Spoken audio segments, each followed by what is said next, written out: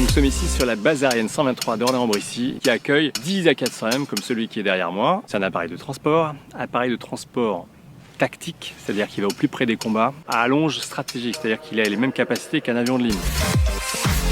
Je suis rentré à l'école de l'air en 1991. Donc j'ai passé une quinzaine d'années où j'ai été d'abord pilote, ensuite commandant de bord, instructeur et j'ai même été chef pilote des instructeurs pour un centre qui existe sur la base d'Orléans. Après cette première partie opérationnelle, je suis devenu assistant militaire d'un général à Metz et après j'ai été nommé pour prendre les fonctions de chef de projet A400M à l'état-major de l'armée de l'air.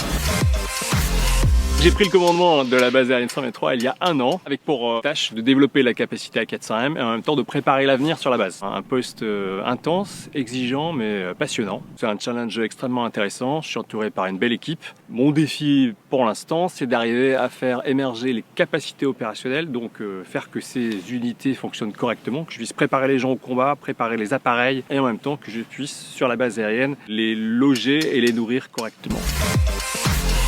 On a des liens particuliers à Orléans avec l'environnement des fêtes joanniques, ça dure depuis déjà plusieurs centaines d'années, mais aussi on est en lien avec l'université, avec les entreprises, avec les autorités civiles, et donc l'ancrage qu'on a en ce moment sur Orléans a tendance à se développer de plus en plus.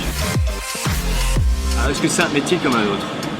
Moi je dirais plutôt que c'est une vocation, c'est-à-dire qu'on ne rentre pas dans l'armée par hasard. Parce qu'à chaque fois je rencontre des jeunes gens qui s'engagent, je leur rappelle qu'en fait quand ils rentrent dans l'armée de l'air, c'est pour servir et servir la nation.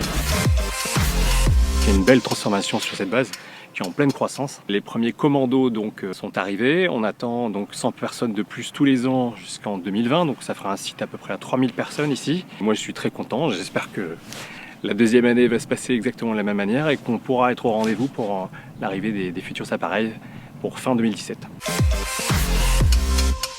Colonel Michel Galazzini, commandant la base aérienne 123 d'Orléans-Brissy.